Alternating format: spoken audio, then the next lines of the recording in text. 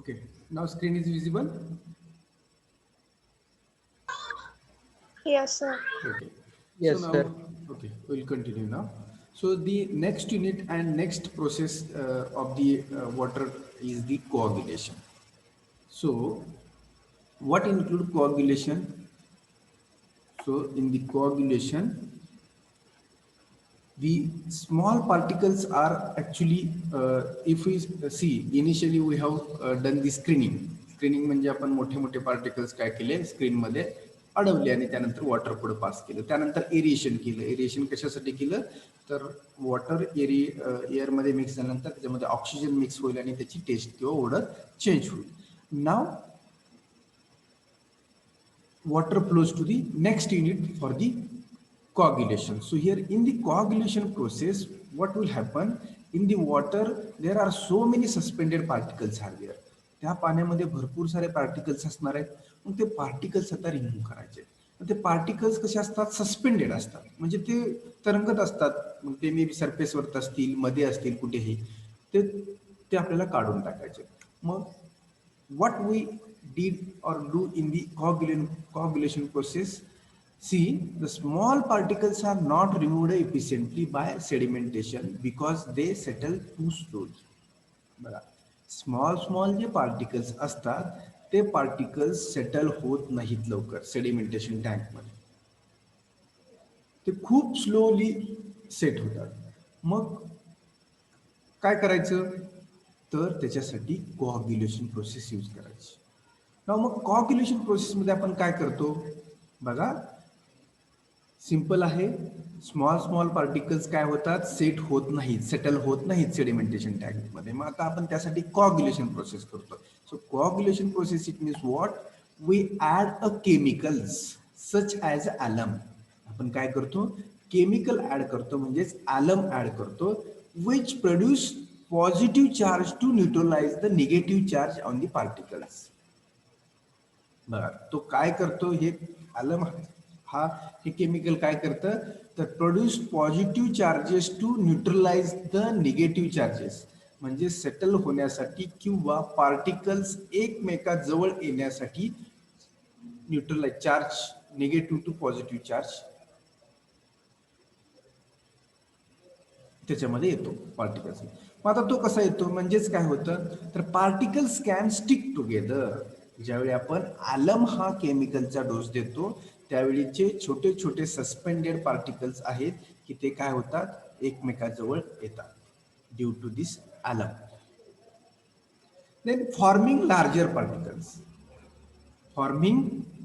Particles म्हणजे coagulation प्रोसेसमुळं ॲलमच्या डोसमुळं, केमिकलच्या ॲलमच्या डोसमुळं neutralise होतात particles आणि ते एकमेकाजवळ येतात. आणि एकमेकाजवळ आल्यानंतर दोन पार्टिकलचा जर एक पार्टिकल झाला तर काय होणार आहे हो, त्याचं वेट वाढणार. येते का लक्षात. फॉर्मिंग लार्जर पार्टिकल म्हणजे दोन पार्टिकलचं एक पार्टिकल झाला की तो लार्जर पार्टिकल झाला. And so that we can remove easily. त्यानंतर ते आपण इझिली रिमूव्ह करू शकतो. कसं तर पुढच्या प्रोसेसमध्ये ते रिमूव्ह होतात. Then process involves addition of chemicals that alum. हे रिटन अगेन वन्स अगेन ते लिहिलेलं आहे आपण, we add chemical such as alum, म्हणजे ॲलम हे केमिकल ऍड करतो कशासाठी पार्टिकल्सला एकत्र येण्यासाठी. produce positive charge to neutralize negative charge. So and rapid mixing to dissolve the chemicals. मग ते केमिकल डिझॉल्व्ह करण्यासाठी ॲलम हे केमिकल वापरलेलं त्या पाण्यामध्ये डिझॉल्व्ह करण्यासाठी आपण रॅपिड असं मिक्सिंग करतो. ते पुढे आहे. ओके, लक्षात आलं कोऑग्युलेशन म्हणजे काय.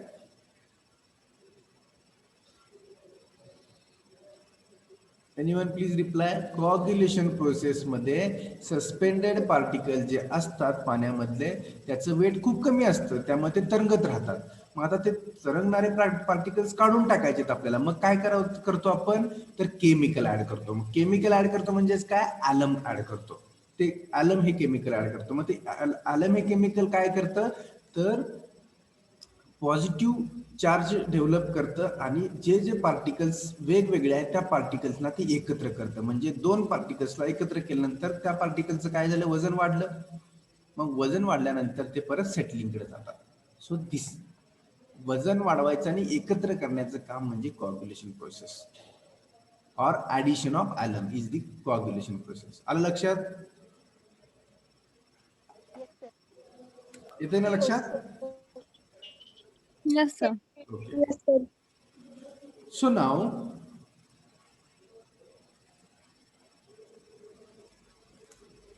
next, whose are these coagulant? कोणकोणते कोआग्युलंट आहेत की जे आपण ॲलम म्हणजेच त्या पाण्यामध्ये ऍड करतो? तर ते कोआग्युलंट्स आहेत aluminium sulphate Al2SO4 3, ferrous sulphate FeSO4, ferric sulphate Fe2SO4 3, ferric chloride FeCl2, and lime CaOH2. So these coagulant we are adding in the water for the purpose. कोणत्या पर्पज साठी?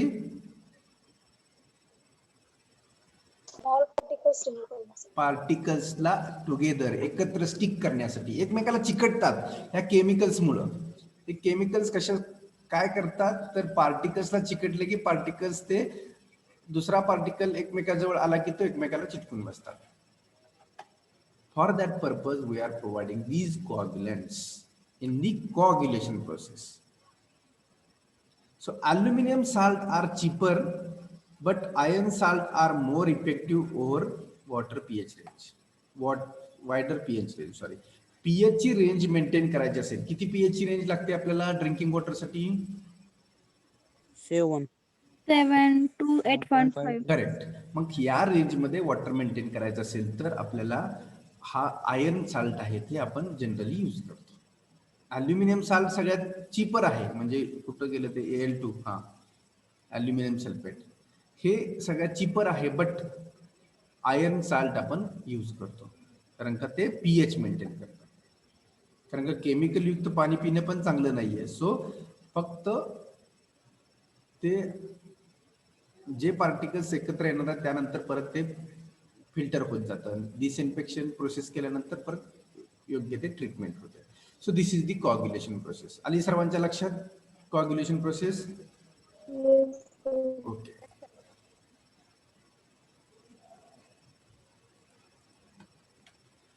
Now then, next unit of drinking water process is the flocculation. So what happened here in the flocculation process? आता बघा, screening केलं, aeration केलं, बरोबर आहे. Aeration नंतर आपण काय केलं, कोआग्युलेशन केलं, म्हणजे ॲलम हे केमिकल यूज केलं. कशासाठी केलं तर पार्टिकल्सला स्टिक करण्यासाठी. दोन पार्टिकल जे सस्पेंडेड आहेत 2, 4, 6 एकत्र स्टिक होतात.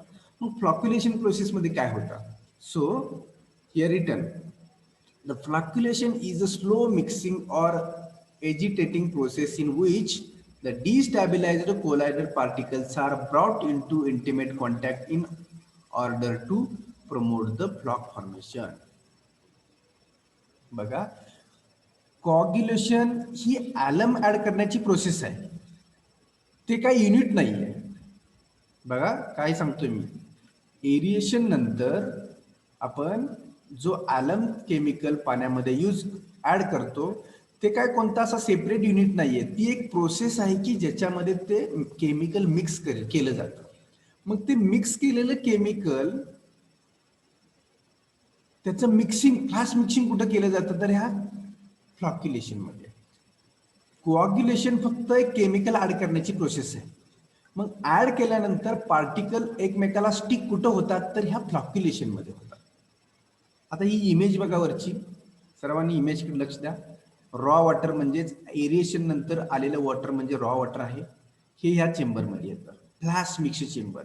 म्हणजे तुम्ही केमिकलचा डोस ह्याच्या अगोदर देता. इथं हे इनलेट होताना केमिकलचा डोस देता. मग आता इथं केमिकल युक्त वॉटर झालं तुमचं. मग हे काय केलं जातं तर फ्लॅश मिक्स केलं जातं. फास्ट असे हे ब्लेड्स असतात, त्या ब्लेड्सनी काय केलं जातं, फास्ट मिक्स केलं जातं. ते वॉटर परत इथे येतं, इथं हाय स्पीडनं फ्लॅश केलं जातं, परत ते मिडियम स्पीडनं फ्लॅश केलं जातं, परत ते इकडं स्लो स्पीडनं. So high speed, medium speed, low स्पीडनं ते फ्लॅश केले जातात. याला फ्लॅक्युलेशन बेसिंग म्हणतात. म्हणजे याच्यामध्ये पार्टिकल्स म्हणजे वॉटर इतकं असं घुसळलं जातं की त्याच्यामध्ये केमिकल जे आपण टाकलंय ते केमिकल्स पूर्णपणे त्या पार्टिकलला चिकटलं पाहिजे. बघा काय सांगतो मी, व्यवस्थित लक्षात घ्या काय होतं याच्यामध्ये. तर ऍड केलेलं केमिकल फ्लॅश मिक्स म्हणजे घुसळलं जातं की केमिकल पूर्णपणे पाण्यामध्ये मिसळलं जातं आणि ते पार्टिकलला चिकटण्यासाठी हे हाय स्पीडनी, मिडियम स्पीडनी आणि लो स्पीडनी वॉटर पूर्णपणे घुसळलं जातं. मग ते इथं ते एकमेकाला केमिकल चिकटलेलं आहे या प्रोसेसमध्ये. म्हणजे जिथं लिहिलेलं आहे बघा, flocculation is a slow mixing or agitating process. Mix करण्याची प्रोसेस आहे in which destabilized colloidal particle. Colloidal it means काय, तर आता आपण जे केमिकल यूज केलं ते पार्टिकलला चिकटल्यानंतर ते कोलायडल पार्टिकल्स होतात. are brought into intimate contact in order to promote the flock formation. So flock formation it means what? So flock formation it means, flock म्हणजे काय, कोण सांगेल? What is flock?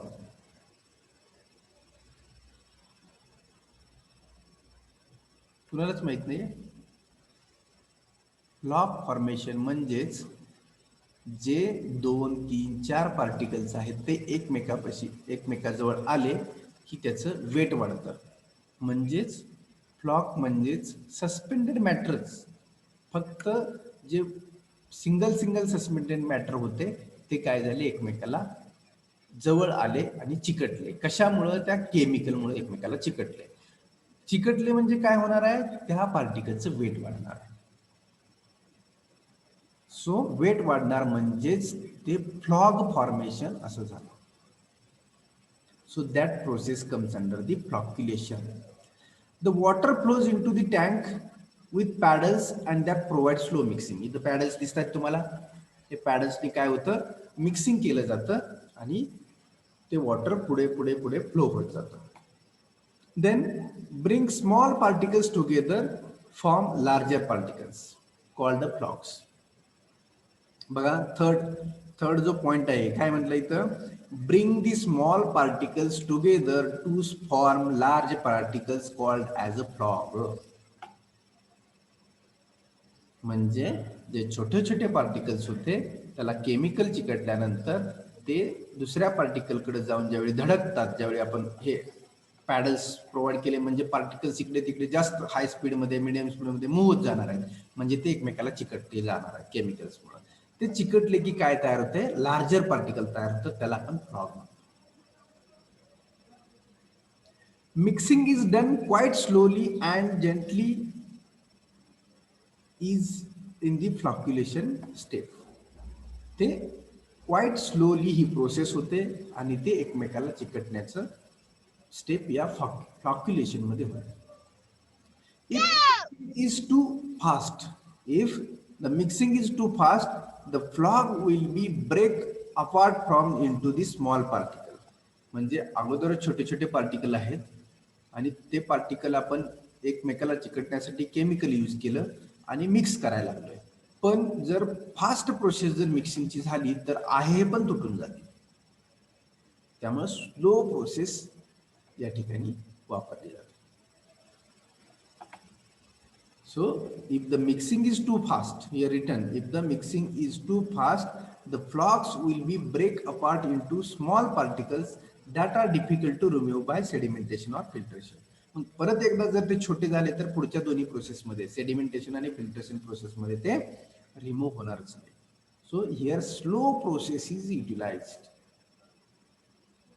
आता इथे बघा सेकंड स्केच बघा, ही इमेज बघा खालची.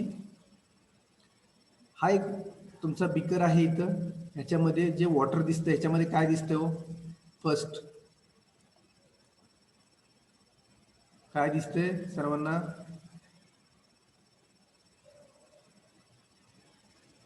बीकर मध्ये या वॉटर आहे. वॉटर मध्ये काय आहे? Suspending particle. हा, खूप सारे सस्पेंडेड पार्टिकल्स दिसतात. मग सेकंड इमेज मध्ये काय दिसतंय? कमी झाली थोडं. त्याच्यातले बरेचसे पार्टिकल कमी झाले, म्हणजेच बॉटमला थोडेसे जास्त दिसत आहेत आणि वरती कमी दिसतात. बरोबर आहे. म्हणजे इथं जे जास्त होते ते एकमेकाला चिटकत चिटकत गेल्यामुळे जे मोठे झाले ते सेटल झाले, जे छोटे आहेत ते अजून सस्पेंडेड आहेत. परत पुढच्या इमेज मध्ये बघा, थर्ड नंबर मध्ये पण त्याच्यापेक्षा कमी झालेत आणि बॉटमला जरा जास्त दिसतात. आणि परत फोर्थ मध्ये बॉटमलाच तुम्हाला डार्क असं दिसतंय, वरती काय होतंय? कमी दिसायला. म्हणजे ही प्रोसेस तुमची या फ्लॉक्युलेशन मध्ये होत जाते.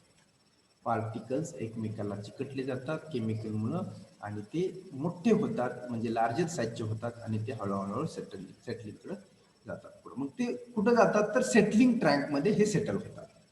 इथं फक्त मिक्सिंग होतं पार्टिकल्स, एकमेकाला जवळ करायचं काम या फ्लॉक्युलेशन मध्ये होतं. आलं लक्षात? फ्लॉक्युलेशन म्हणजे काय? Yes, sir. सर्वांना आलं का लक्षात? Yes, sir. Sir Yes, sir. काय डाऊट आहे का कुणाचा?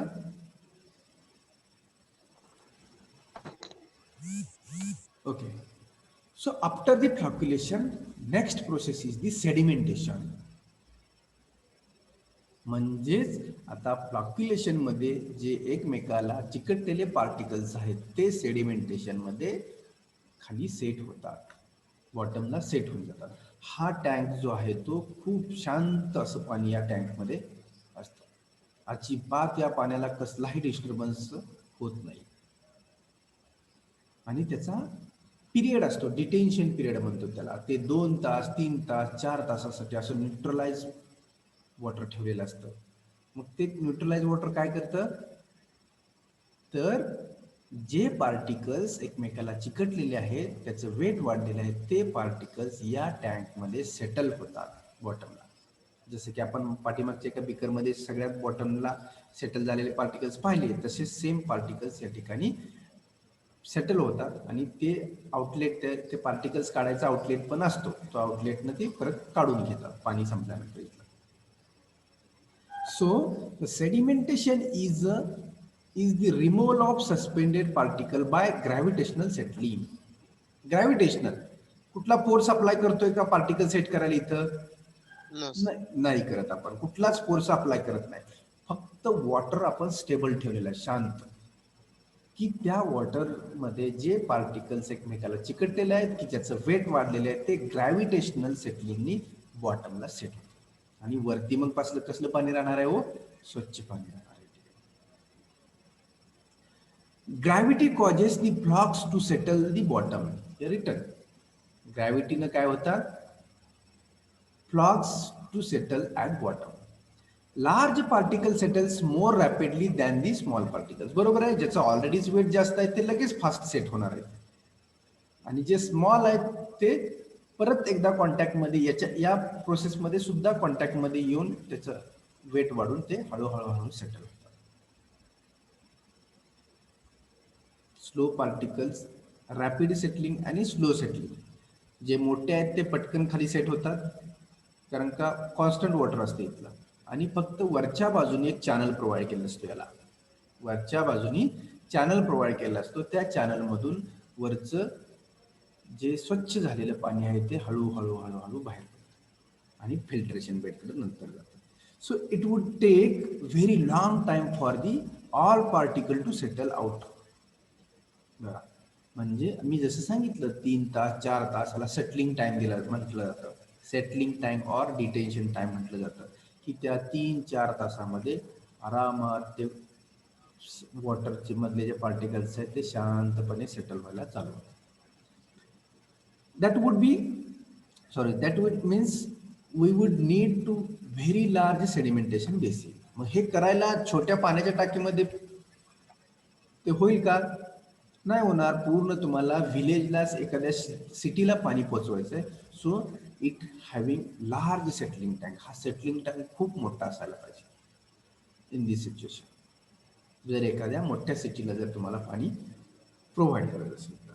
So that clarified water with most of particles removed moves on the filtration step where the finer particles are removed. तर यानंतर मग तुमचं जे या चॅनल थ्रू साईडनी चॅनल प्रोव्हाइड केला असतो, या फिगरमध्ये पाहताय तुम्ही, तर त्या चॅनलमध्ये पाणी कलेक्ट करून ते पाणी परत फिल्ट्रेशन स्टेप, म्हणजे ह्याच्यापेक्षा जर अजून छोटे पार्टिकल्स राहिले असतील तर ते फिल्ट्रेशन प्रोसेसमध्ये निघून जातात. Are you getting the sedimentation process, everyone? Yes, sir. Yes sir. सोपं आहे, काही अवघड नाहीये.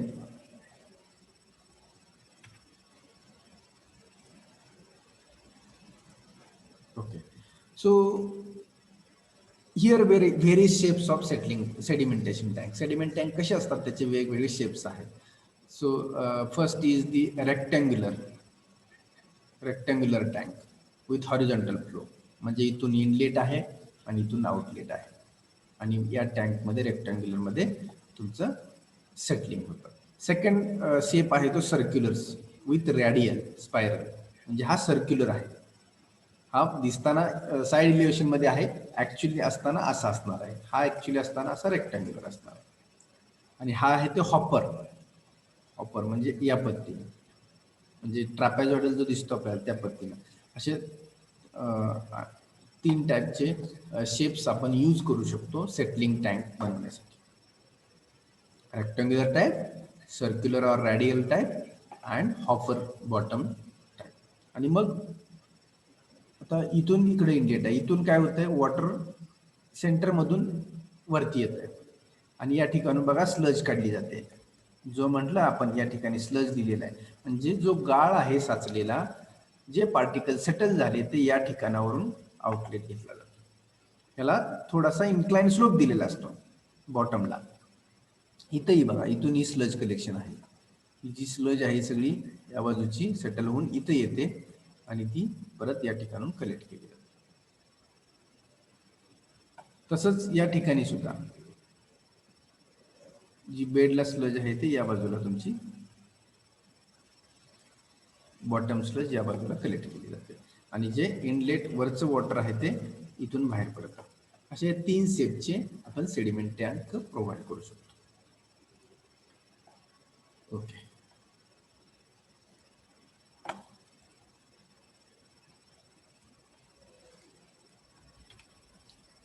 So next unit is the filtration. Sedimentation मधून जे राहिलेले छोटे छोटे एकदम छोटे पार्टिकल्स असतात ते फिल्ट्रेशन मध्ये आपण परत सगळे रिमूव्ह करून टाकतो. So what is filtration? The process of passing the water through the beds of such granular material is non as filtration. म्हणजेच ही एक प्रोसेस आहे, फिल्ट्रेशन इज एक प्रोसेस आहे की ज्याच्यामध्ये वॉटर हे कशाच्या बेडमधून, या ग्रॅन्युलर लेअरच्या बेडमधून पास केलं जातं. म्हणजेच काय, वाळूचे लेयर्स असतात, वरती सगळ्यात छोटी वाळू, त्याच्या खाली छोटी मोठी वाळू, त्याच्या खाली ग्रॅव्हल, आणि पास होताना पार्टिकल्स पूर्णपणे अडकत या वाळूच्या लेअरमध्ये अडकत फायनली आउटलेटला जातात. So what is filtration? Filtration is a process passing the water through the bed of granular material. हे ग्रॅन्युलर मटेरियल हा बेड आहे, म्हणजे लेअर मध्ये आपण काय केलेलं आहे, सँड ग्रॅव्हल एकमेकावरती ठेवलेलं आहे. त्याच्यामधून जर पाणी पास केलं तर राहिलेले जे सस्पेंडेड पार्टिकल्स आहेत ते काय होणार आहे, काय होणार आहे राहिलेल्या पार्टिकलचं या बेड मधून पास केल्यानंतर? अडकले. हा, सिंपली आहे, त्या बेड मधून ते अडकून जाणार आहेत. ते अडकले की फायनली खाली ड्रेन झालेलं वॉटर असणार आहे, ते काय असणार आहे, आणखी प्युरिफाईड असणार आहे. येते का लक्षात? Yes, sir. Okay. So there are 2 types of filtration. So slow sand gravity filter and rapid sand gravity filter, 2 टाईपचे आहेत.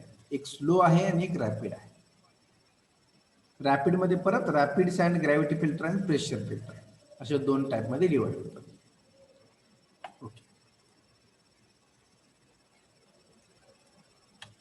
So this is the slow sand filter. याच्यामध्ये स्लोली वॉटर तुमचं फिल्टर होतं. टाइम लागतो फिल्टरेशन प्रोसेसला, पण process एकच. इथून इनलेट आहे, हे सगळं वॉटर आहे तुमचं. हे वॉटर आता काय होणार आहे, या सँडच्या बेडमधून एकदा पास होणार आहे, परत या ग्रॅव्हलच्या बेडमधून पास होणार आहे, आणि परत ते खाली आलं की इथून आउटलेट आहे. हे कन्स्ट्रक्शन केलेलं स्ट्रक्चर आहे.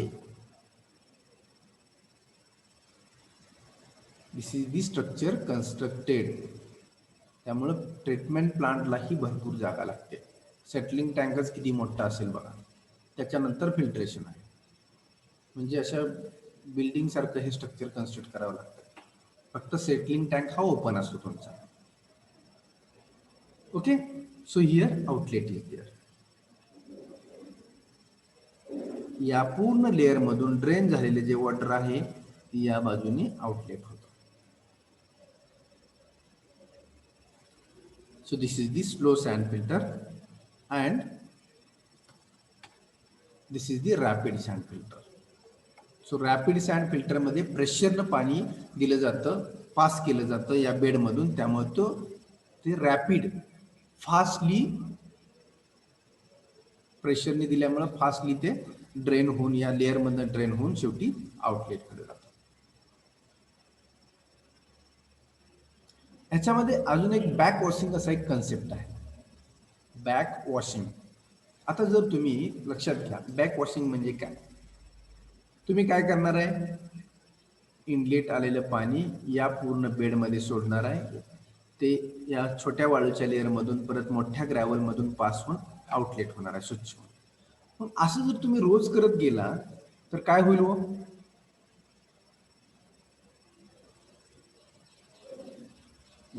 कोणाचा फिल्टर बेड खराब होईल. फिल्टर बेड खराब होईल म्हणजेच काय होईल, पार्टिकल्स अडकून घाण राहणार आहेत ना होईल, सर. सारखे, बरोबर आहे ना. हा. हा, पार्टिकल्स अडकत राहणार आहेत.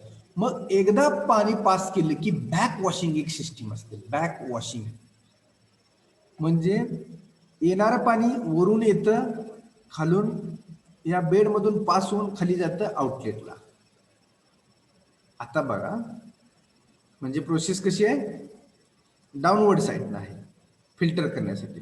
बॅक वॉशिंग म्हणजे एक्स्ट्रा वॉटर जे असतं ते काय केलं जातं, इथे एअर कॉम्प्रेसर आहे, इथून हे वॉटर परत खालच्या लेअर मधून वरच्या लेअरकडे उलट पास केलं जातं. तुमचं फिल्ट्रेशन संपलं, एकदा वॉटर फिल्टर जेवढं करायचं होतं तेवढं केलं की पुन्हा एक्स्ट्रा वॉटर हे खालून वर सोडलं जातं. खालून वर सोडल्यावर काय होईल, एअर प्रेशरनी जे वरून खाली सगळे ते पार्टिकल निघून जातात. हा, वरून खाली जाताना पाणी जे पार्टिकल्स अडकले ते खालून वरती परत बाहेर काढले जातात आणि इकडून ते पाणी परत बाहेर पाडलं जातं की जे पार्टिकल्स अडकलेले पुन्हा बाहेर पडतात. याला बॅक वॉशिंग असं म्हणतात. काय म्हणतात, बॅक वॉशिंग. म्हणजे एकदा फिल्टरमध्ये सोडलेलं पाणी फिल्टर होऊन बाहेर गेलं की त्याच्यामध्ये त्या सँड लेअरमध्ये ग्रॅव्हल लेअरमध्ये पार्टिकल्स अडकून राहिले. आता ते पार्टिकल्स असं एकदा दोनदा केल्यानंतर तो बेड खराब होऊन जाईल ना, पार्टिकल्स पुन्हा आतमध्ये होणारच नाही. मग बॅक वॉशिंग केलं जातं, म्हणजेच खालून उलटा एअरचा प्रेशर विथ वॉटर दिला जातो आणि ते पार्टिकल्स पुन्हा इकडे बाहेर पडले जातात.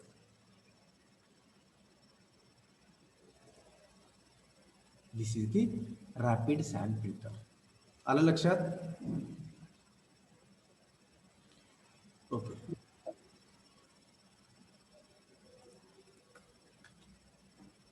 Now next is the disinfection. कोरोनाची विषाणू नाही येत, जे काय दिसतंय तुम्ही म्हणाल हे काय कोरोनाचा विषाणू आहे का, कोविड-19 आहे का म्हणाल, तो नाहीये. काय आहे ते, जर्म्स. हा, जर्म्स आहे. So disinfection.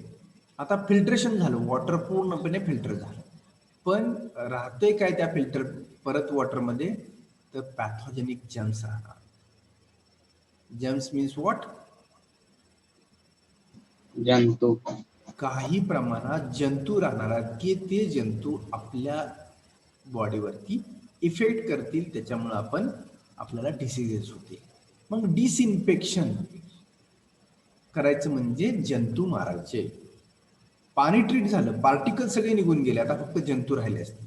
मग disinfection. What include disinfection? The filtered water may normally contain some harmful diseases producing bacteria in it. जे पाण्यामध्ये बॅक्टेरिया आहेत, जर्म्स आहेत, ते काय करतात?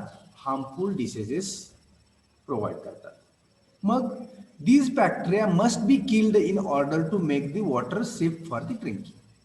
जर पाणी ते आपल्याला ड्रिंकिंगसाठी सेफ करायचं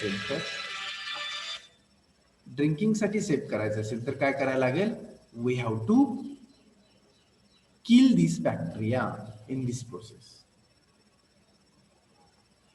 या प्रोसेसमध्ये बॅक्टेरिया किल करायला पाहिजे.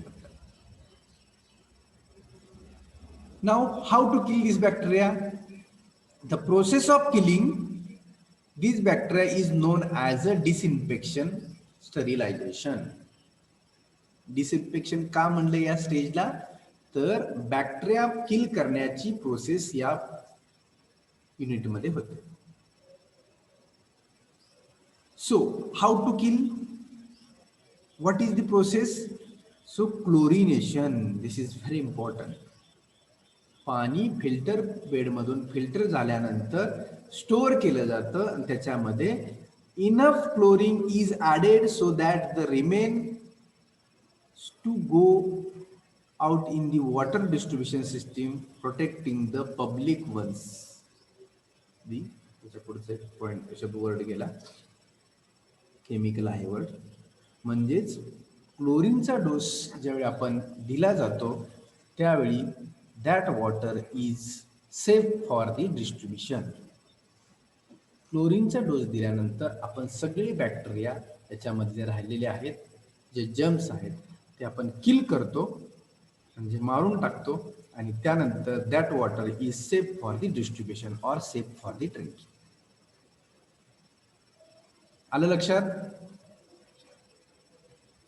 Yes, sir. Yes, sir.